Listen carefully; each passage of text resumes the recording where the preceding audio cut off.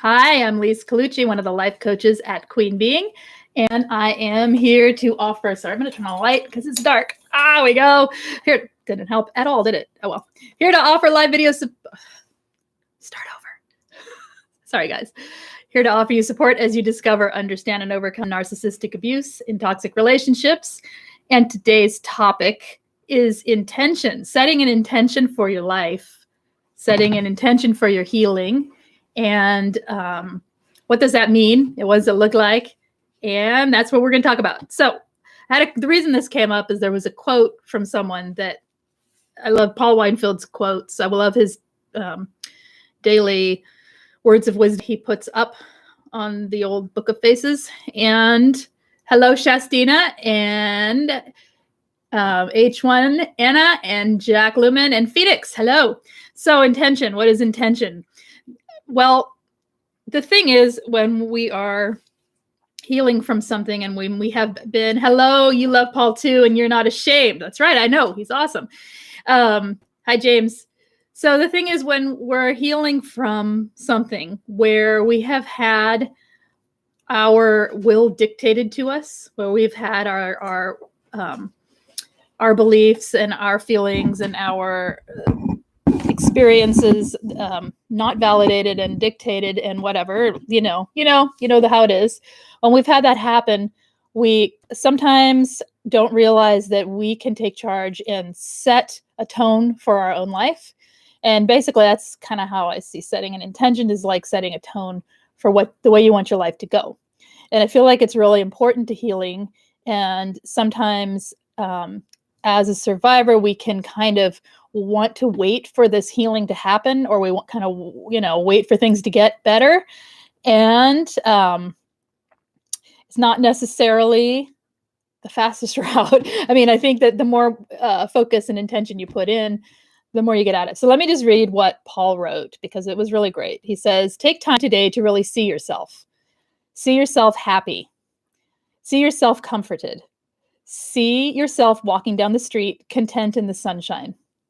People spend their lives chasing after all sorts of goals, money, fame, pleasure, without ever being able to visualize who they will be or what they will feel like when they attain these things.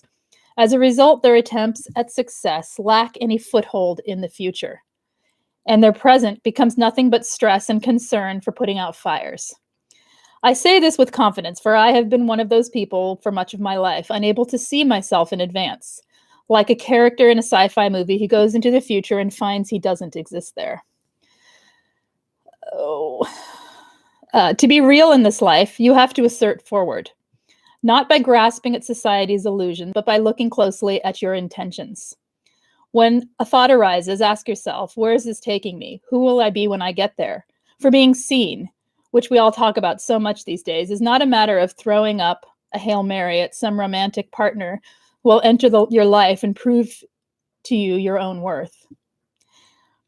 You will feel seen only if you take time to see yourself in advance. Before entering a room, ask yourself, what's my intention here?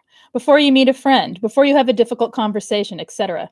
See and feel in your body the person you wish to become.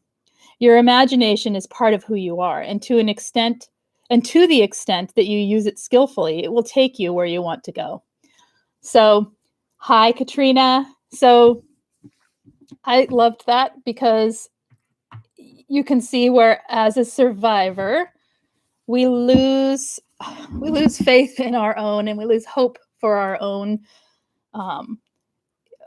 feeling better, our own thriving, right? We get stuck in survivor mode, and we often don't see our lives moving forward. We only see this, as he's saying, like seeing things kind of, hi, Alicia. You have a friend bringing your coffee. Yes. Okay. Paul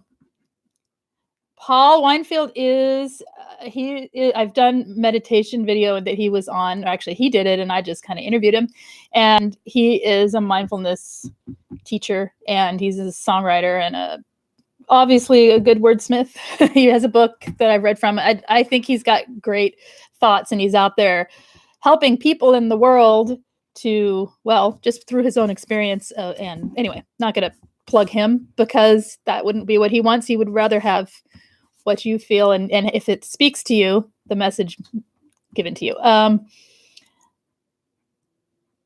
No, not a live stream. He wasn't on a live stream with me. He was on a video. But in any case, he has great words, and it made me think of everyone here and everyone in the survivor world, because the intention that we put into our healing, and as a coach, I can tell you that when someone puts thought and intention into shifting their perspective, change happens. And I've seen it, and I've witnessed it over and over from people, and I think it's really important, and I think it can be missed, and it's actually not that difficult. So it's a good thing to talk about. Okay. So with what he was talking about, how do you see yourself? How you see yourself in this world is really important. And I mean, that's true. We know this, right? And how we see ourselves as survivors is often not in the best light. So learning to create an imagination, as he put it, of how you wish to see yourself, and using your imagination to create this self you wish to be, as if it's the self that you are right now, because it's all in there. We just have to bring it out, right? And that can help you. Is anyone following me? Am I just rambling? I don't know. Okay.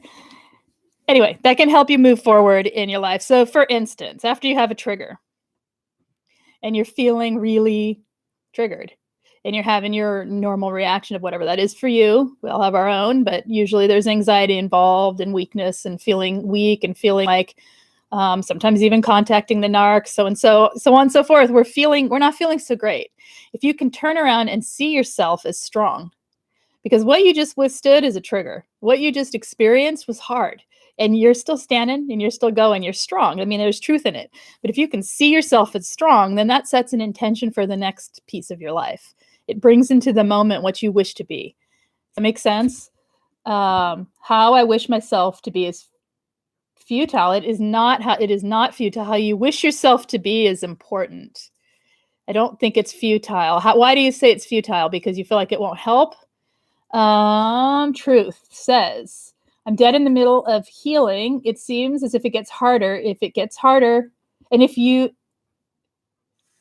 harder, I think something's a typo here, and gets harder, and seems I'm losing somebody almost every day, because you are seeing more and more people in your life, truth, that need to leave your life because they are toxic. Is that why you feel like you're losing people?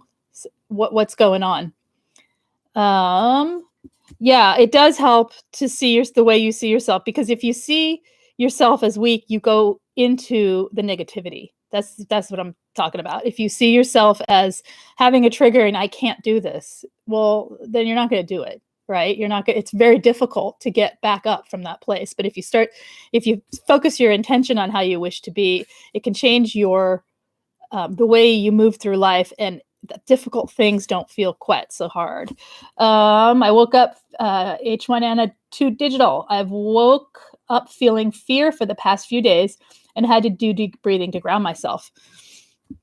Anxiety in the morning's hard. So what I would say to that is, if you know it's been going on for a few days, use intention. So let's talk about this. Use intention. I have it written down right here. Create intention. Why am I talking with a funny accent today? Create intention before sleep to set up more positivity for the next day. So that can be anything from mindfulness and gratitude practices to simply daydreaming about something you like, something lovely, something nice, to telling your pillow how wonderful it is, to having clean sheets when you go to bed, whatever it is that helps you feel positive before you go to bed. You may still feel anxious, but setting an intention over and over again can start to change things. And then that's great that did the breathing help you?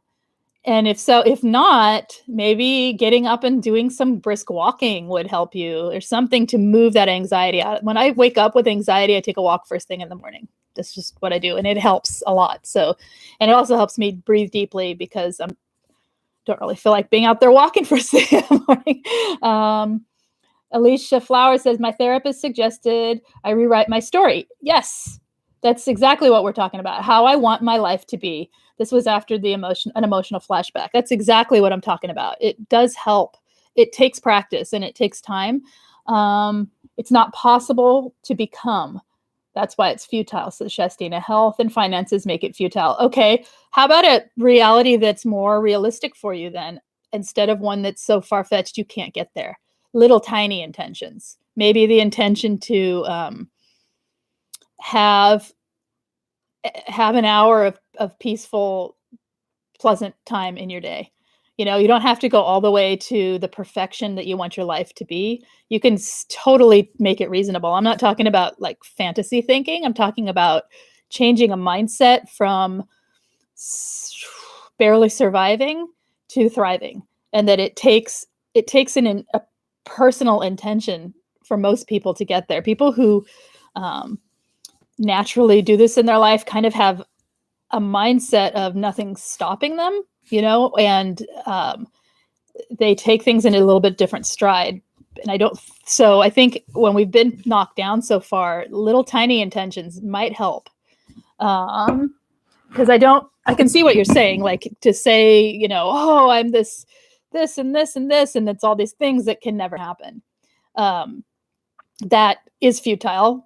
It might help some people, because some people really like the big, you know, having big glorious dreams, and other people it might make you feel more knocked down. So I'm talking little tiny things, Shastina, little things that are attainable, that you can set an intention, and it's like a goal. The little things I try, I do find I can't do anymore. Okay, let's talk about why. Okay, because I'm hearing that this is making you upset, but I do think it's worth opening. You don't have to open your mind to it. You can dislike it all you like. I'm not telling you what to do. However, if you open your mind to what I'm saying a little bit, you might find something in it that could help you a little bit. Okay, and the little bits of help, they do add up, and we know this, right? And I'm not talking about things you do, Shastina. Things, it can be, I have an intention for a few minutes of quiet in my day. I have an intention that when I speak to my friend on the phone, I'm going to have a positive attitude. You know what I'm saying? And that positive attitude helps your day, regardless of the rest of your life. You guys want to commiserate? Let's keep it off the chat for a little bit so we can bring a little positivity in, and then you can commiserate. Okay. You're in chat, not video. Your phone isn't loading. Okay. Rebecca's phone isn't loading. Because you guys, we're in the middle of like crazy going on out there. Everyone's melting down and losing it. And I don't know if it's whatever. We're not going to talk about why or whatever, but I just know that lots of people are having really hard times right now. So I'm trying to bring a tiny piece of positivity for something that is actually attainable. And I'm not saying that you can change your whole life and everything's going to be wonderful and you're going to become, you know, everything you always wanted to be, but you can always bring more positivity to your life, no matter who you are, right? I mean, and positivity doesn't hurt. It doesn't hurt you, okay? It's not going to hurt you to have positivity. Okay, here's what it's not. Intention is not wishful thinking, all right? It's not wishful thinking. Intention is like an arrow finding its landing point. It is direct, clear, and specific, okay? And it's commitment. It's direct because it has a pointed, it's like an arrow pointing at a target. That's where I'm aiming, okay? And it's clear. There's nothing in its way. It's going to fly straight to that thing. It's clear. You have your thoughts and your emotions are in line with one another, right? So when you have an intention of whatever it is, your thoughts and your emotions are in line, and it's clear and it's specific. It's not this big wishful thinking of this glorious life. It's a very specific point that you can set an intention for. Like he says, when you walk into a room, what is my purpose here? Have an intention. Throw your shoulders back, stand up tall, and ask yourself, what am I doing as I walk through this threshold? What is my intention for my inner state, for my experience of myself? Let's see. Uh, I'm not sporting the party poop. Don't be a grumster. We can get through it. You're allowed to chat in here. I just want to try to bring a little positivity to it as well. You can chat all you want. I'm not going to read them all here. Mo Cowboy says, no, I am everything I want and supposed to be. That I have not fully morphed. I am cocoon. I will heal and fly. That's right. You see, because you can set an intention to heal. You can set an intention to heal even if your life can't be perfect, even if your life can't be good. You can set an intention to heal your emotional wounds. Can you heal all of your trauma? No, I don't think we can. I think we learn to cope with a lot of them, but you can gain better coping strategies that allow you to further and better your life. It's true. It's true. I'm telling you. You create a vision of yourself thriving. That's what I'm talking about. And I don't mean a perfect life. What's happening here? Okay. Yay, butterflies, says Phoenix. That's right. So what I'm here, this may help Justina. This is a little one that can totally change things. Part of setting an intention for yourself. Lise party pooper. Thing is, I can't chat well and listen and absorb what Lisa's saying. Yeah, it's hard to, I can't chat and listen to what I'm thinking either. So I totally get it. Anyway, what was I saying? Oh, one that can be a life changer, that is setting an intention to change your limiting beliefs. When you hear yourself say can't, you've limited yourself. And I mean, we have tons of limiting beliefs, and the limiting beliefs have been programmed into us from toxic people, along with life, along with we do it to ourselves too. It's just, it's a place where you can listen and then learn to restate those beliefs, which helps you set an intention for creating more positivity in your life. Hi, Julie. Truth. What happens if your intentions are focused on healing and learning, but at the same time, you are seeing the effects trickle down into your children's lives? I'm having a hard time explaining to my kids. Here's the thing, Truth. Healing is not a straight line, and it's not step by step. In other words, you go this far and then this happens, you go that far and then this happens. It's so intertwined, and everything's happening all at once. So you have one part of your life that starts to maybe feel a little tiny bit better, another part that might be doing great, and then other parts that feel like you're just starting and they're crumbling all around you. It's how it is. And I think intentions it can never hurt you to have a positive intention in your life. And again, I don't mean, it is not wishful thinking. This is not fantasy thinking. This is setting small goals and intentions, because if you just sit and wait for the healing to happen, you're sitting in the trauma. You're not, it's a forward motion through this intention that is creating motion from now to there, rather than here to the past. Does that make sense? Because when we are sitting in the trauma, we're anchored to the past. And so we're trying to move forward. That's what I'm getting at. I try to explain things to my children and they don't even want to listen. I'm fearful for them.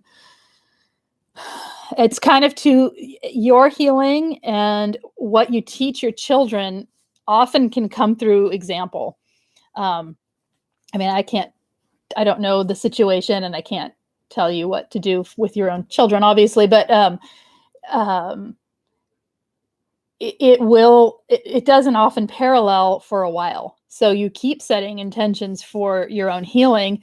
You can set an intention maybe to teach them gratitude through your own showing of gratitude. Does that make sense? You can set intentions for your life that teach them through your example.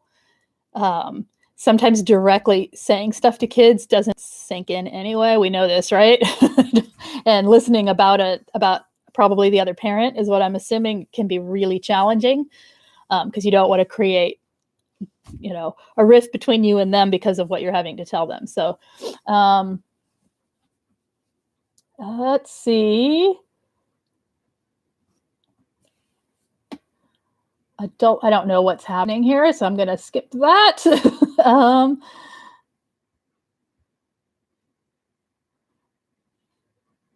I feel our discussion on ruminating was a little incomplete. You feel the discussion on ruminating was incomplete? Okay. I set intentions, but by the end of the day, I'm back down in the rabbit hole because I fail even the tiny things I try. Okay, I think you're thinking of intentions as in like a list of to-dos. I'm thinking of intentions as in, well, what does he say here? Let me reread part of what he said because his examples were super, I feel, attainable for a lot of people because they aren't giant to-do list type of things. I have to find it again, of course. Where'd I put it? There we go. He says, he's talking about seeing yourself, feeling seen, okay? And that we can't wait for other people to see us. We have to see ourselves. We have to see ourselves and feel comforted in the fact that we're being seen. It's the feeling of validation. It's self-validation is what I hear. And that, wait, what did he say? Oh, before entering a room, ask yourself, what is my intention here? We don't ask ourselves what our intention is for anything. We just go through the day. I'm not talking about like setting a goal and then trying to hold it all day long. I'm talking about, well, let's see, focus on, Rebecca says, focus in kids level content for teaching kids when you select books. Yeah. Right. And I don't know their ages, so it depends as well for that. But, focusing on yourself with kids, I don't mean focusing on yourself. I mean, focusing on being the best person you can be and being true to yourself does teach children how to do that for themselves. They learn through watching you. Intentions, how I want to be and do for self. I am seen by only me, right? H1 Anna, one of my intentions for healing is to turn off news feeds on social media. That's a good one too. But what about and so what does that help you with? Because that, I think the true intention is under that. What does it help you with if you turn off the news feeds? Because that's what I'm getting at. I'm getting at looking at the way we guide our own lives. Okay. And it's not often through action. Sometimes it's through the way we, you can walk in a room and just be in a crappy mood and everything feels bad.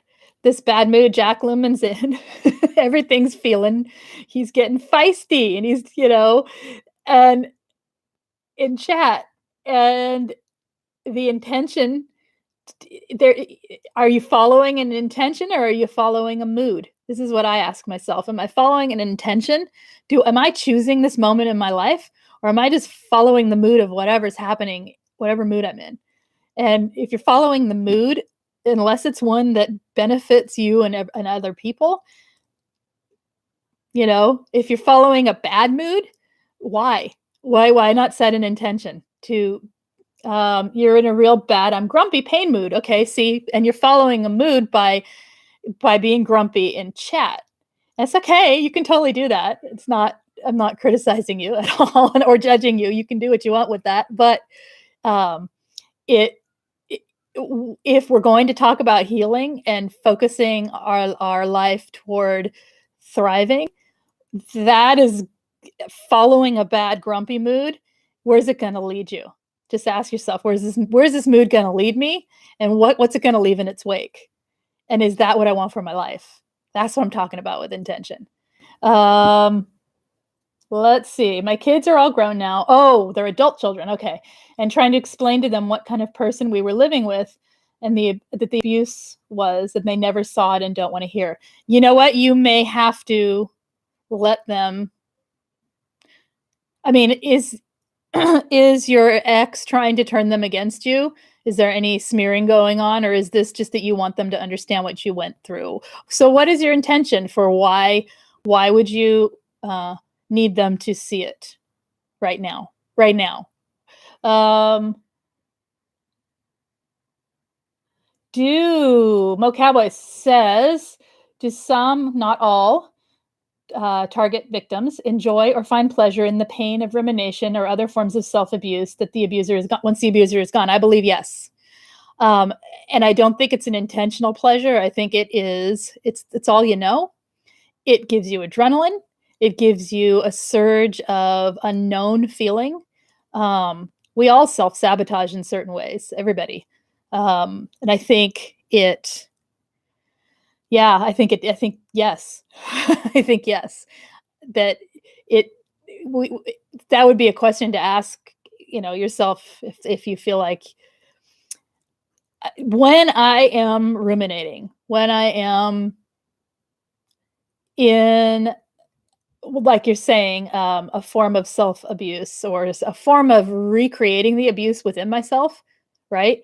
I ask myself, what is this? What am I after here? Again, intent, right? It's my intention. My intention is to understand myself and to see myself, not to expect this healing to happen by magic. Okay. Or to just heal because I said an affirmation this morning or whatever.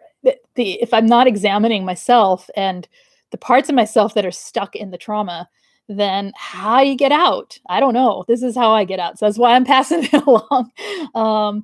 And Shastina says grumpy leads you down the rabbit hole. It does lead you down the rabbit hole. And that's why, I'm not saying you have to be Pollyanna about everything at all. By all means, be grumpy. But when in conversation with someone else, why bring that grumpy there? You can still be grumpy later. You can still be grumpy, but why bring it to the next piece of your life? Because then it's like peppering everything with grumpy, right? So, and then you really are following an intention of grumpy, because at a certain point we do choose to. It's taking responsibility for our emotional states, right? And you hear what I'm saying? And yeah, so, and I don't know. Anna says, I'm only interested in healing when I searched on social media. So I'm confused with, that's why you turned it off? Okay to be not okay, beneficial to move through with intention. Exactly, Phoenix. You get it. Rebecca, wow, I have a box of evidence if my daughter wants to know what happened after she's 18. Everything from coercion forward. Yep. It's hard to get family members to understand. If they're not wanting to hear, this may not be the time to hear, is what I'm suggesting. If they're adults, and I know it's frustrating, unless the narc is trying to turn them against you, in which case that's I don't know the whole situation. In a situation where, like, say they're gone and they're not really that involved, the narc, and you just need the kids to understand for I don't know what reason. I would lean to know the reason personally to give you any more information from my own mind on it. But family members don't always understand. I've talked to spouses, several of them actually, with abusive mother-in-laws, and the spouse who is the child of the narc doesn't want to hear it. It doesn't hurt them because they know how to deal with it, right? It really is hurting them, but they've found coping mechanisms a lot of people just put up with it and they deal with it. So the one who's suffering isn't even a family member.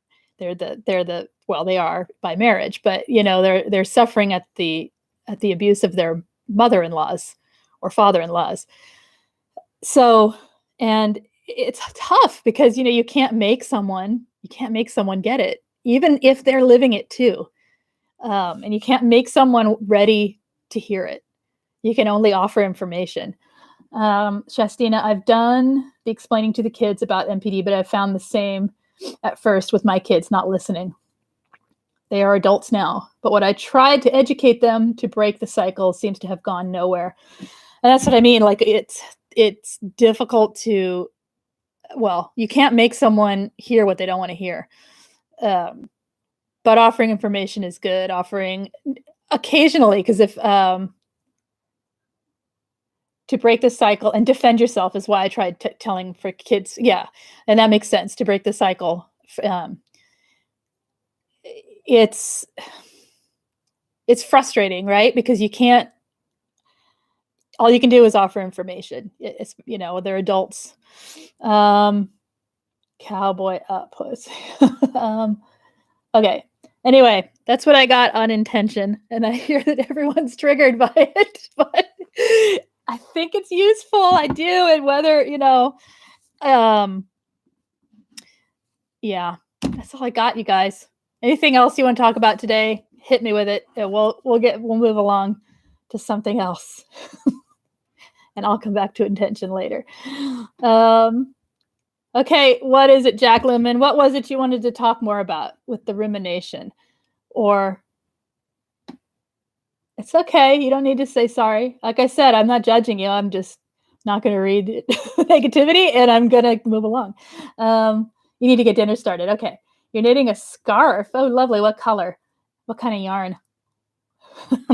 I am too, and it's this big. I can't make myself focus on it lately. So I can set an intention to knit my scarf. I don't want to. Blue. Lovely. Okay, you guys, anything else that you want to talk about here? I think Thursday we will talk about, I don't know, anger, self-betrayal, and self-sabotaging. How about we lump all of that together? That'll be exciting. And that kind of speaks to what you were asking as well, Mo Cowboy, with the self-sabotaging. And do people actually kind of enjoy it or take pleasure in it, I think is what you said. But yeah, anyway. Okay. Yes, share pictures of your scarf. Well, let's see. It is hard to move. Phoenix says it's hard to move through healing with rabid invalidation. It sure is. Oh, Gwen, you cannot access my anger. You know what? I'm the same way. It's really hard. And then when I do feel it, it's like fleeting, and it's really, you just want to get mad, right? I'm going to write that, can't access. That's a good one because, I'll think about that more. I can't access anger. Yeah, we'll do that Thursday. Talking about anger. We'll go from intention to anger. How's that? Rebecca says intention. How about talents that draw us off our intention? What do you mean?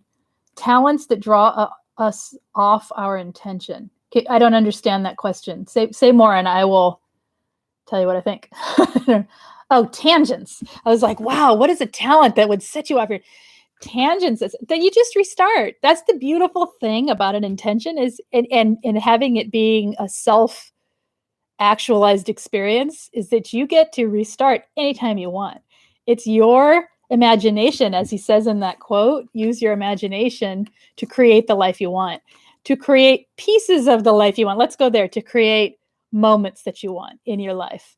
How about that? Is that even more attainable? Moments. How about, I did allow you to feel anger yesterday, Mokaba. You're welcome. Yes, fleeting. Okay. Let's see. Did I answer you, Rebecca? I think I did. To come back to, yes, more attainable. Yeah, come back to it. Just come back to your intention. It's okay. It's totally okay to have grumpy moments. We're not aiming to be these perfect human beings with no bad things happening all the time. And, life is, it's not going to happen. It's not reality.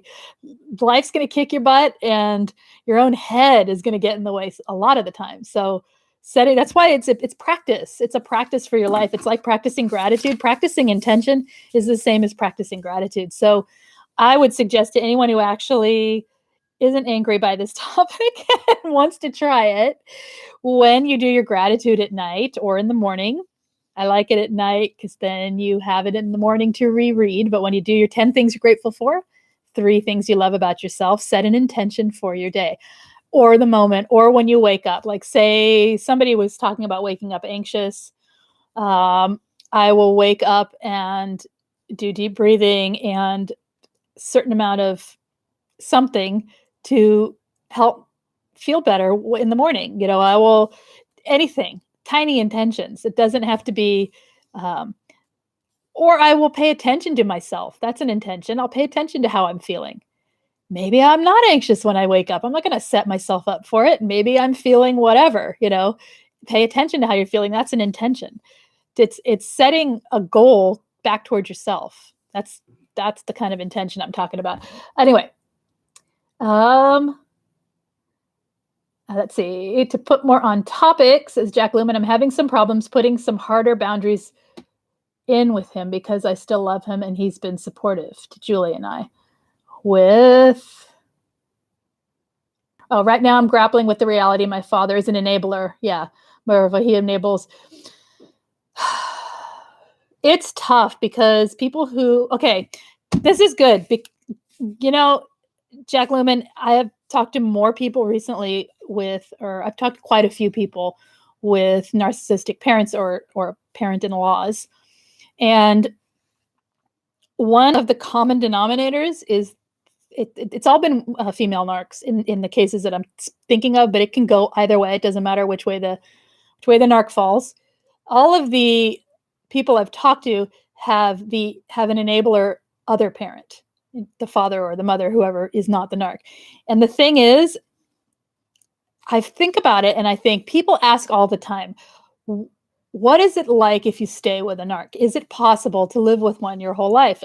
Yeah, we hear about it all the time. Look at, these people who stay married many, many, many years to these narcissists, and they raise families, and adult kids are now having to heal from the narc, and then they're dealing with the enabler parent as well. What it's like for the enabler parent, and the reason I'm saying all this, I feel like they lose their identity. They lose what is it like to stay with a narc for a long, long time? You have to give up self, because there can't be two people in the room when the narc's in the room, and you have to give your life over to the narcissist. You have to give your intentions. You have to give your will. You have to give them their way. You have to placate them. You basically become the perfect supply. They're never going to be perfect. And you take the abuse and you shut up. You lose your voice. You lose your ability to speak up for, defend anyone, because if you do, your life is hell. So you see, I don't think there's anything the man can do, because he's doing exactly what people do when they are, as you put it, enablers, and stay and live in these situations. And so placing boundaries, why is it difficult? What are the difficulties you're having? I would ask, why is it difficult for you? What's happening?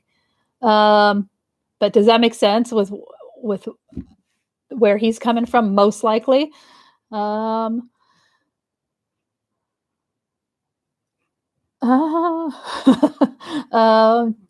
Let's see. Sorry. Okay. Yes, my younger uncle lost his identity for a time. He stopped looking like uncle I knew for a period. He seemed to be looking more like himself after the discard divorce. Yes. 21 years and you speak up now. Yay, Gwen. Let's see. Mo Cowboy says, as a side note, how many who live together in trauma bond manipulation, when one dies, the other dies in 30 to 60 days? I don't know, but I wouldn't be surprised. I've also heard when the narc dies and someone who's been with them many, many, many years, long, long time, that the escalated the flea behavior. So basically that person becomes like the narc. I've heard that several times from people, that all of a sudden, like, he was okay before she died, and then she died, and now he's just like her. So it can, I'm glad your uncle is looking more like himself or looking happier. Let's see. You're dissociating a bit and not following everything. It's okay. It's okay. No worries. Let's see. Okay. All right. Anything else for today? I'm not following the chat, so I can't speak to it. Narc doesn't care what I say, says Gwen. Nope, they sure don't. They don't care because they're thinking of themselves, right? Almost 4 decades, and I set boundaries, but I can't enforce them. Could it be self-harm? Why can't you enforce them? What happens? That's a little place of setting intention, is to believe in your boundaries. Maybe let's not even looking at enforcing them. Like sometimes we set boundaries and we don't really believe in them. If you know what I'm saying, like we want them to be in place. We know we should put them in place, but we don't have that like clear, direct, and specific. So clear, direct, and specific, and commitment. Commitment is the one piece that I think I didn't say enough about. Commitment is your self-reliance and your accountability to yourself.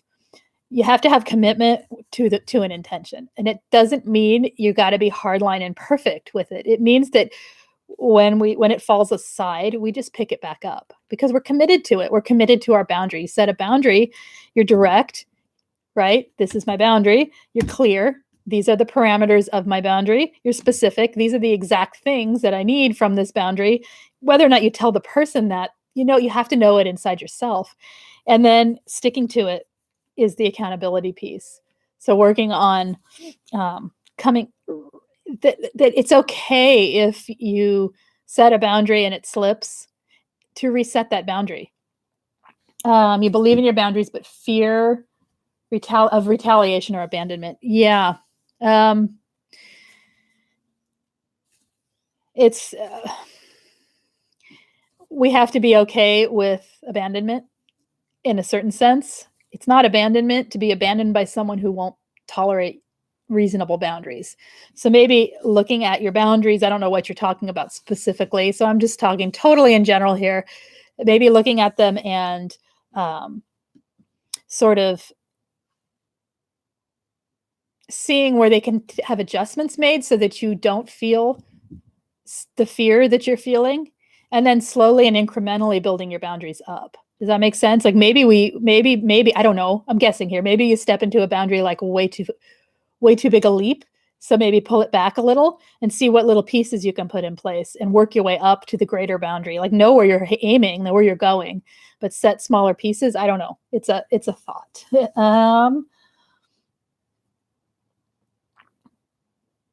It's hard today. Okay, that's okay. Just sit back and enjoy the ride, Jack Lumen. That's sometimes we just gotta, if you're grumpy and you're having a hard day, it's hard to focus. It's all right. Let's see.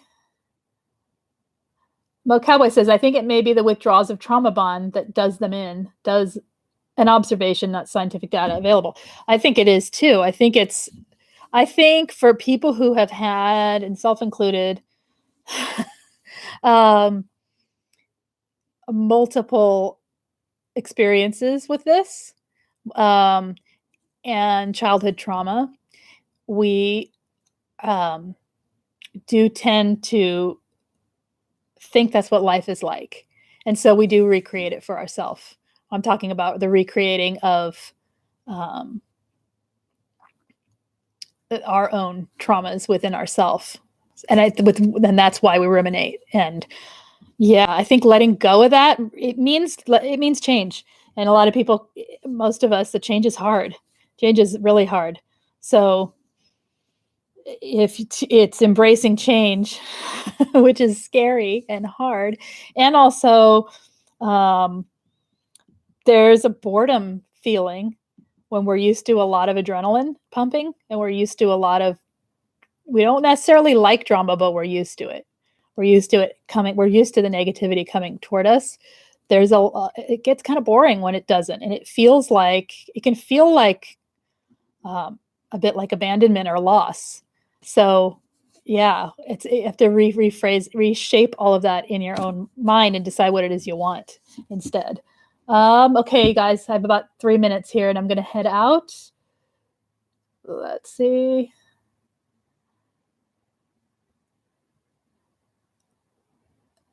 if you don't consistently reinforce our boundaries, we haven't dug in enough. I think what I was saying was if the boundary, if the fear, gosh, it's getting bright. Sorry. If the fear is, can you cover self-harm? Can't it be unconsciously done to self? Yeah, you totally can unconsciously self-harm. I'm not talking about self-harm in the sense of physical harm. I'm talking about what Mo Cowboy was talking about, I believe, was what we do to ourselves psychologically. Right? Is that what you're talking about too, Shastina? That kind of self, like the kind where we are recreating and reliving pieces of our trauma kind of without any triggers happening. We're just sort of doing it to ourself, which is a form of self-harm.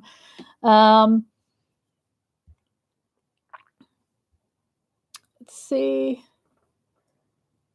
Yeah, it's what I was going to do with the anger as well, but I may separate them depending on how much info I have. Self-betrayal and self-sabotaging, self-betrayal, self-harm.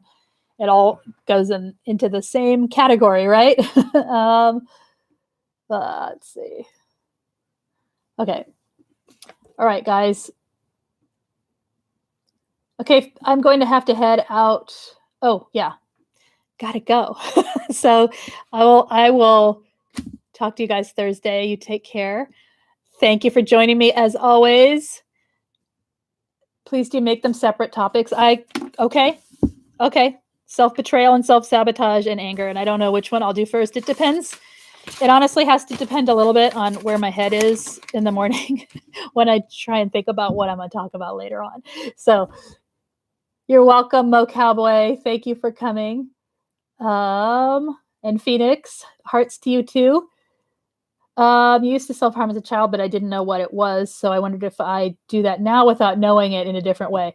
Yeah, I can talk. I'm not going to talk about physical self-harm, Shastina, but psychological self-sabotage is a form of self-harm, in my opinion, because we are not allowing ourselves to have anything good when we sabotage, right? And everybody self-sabotages a little bit. But I think as a habit, it can be, well, obviously it can be really destructive and self-harming. So yeah, let's talk about that. I'm going to write it here too. Self-harm, not physical. I will talk about psychological self-harm. Okay, anyway. Thank you for the chatters. All right.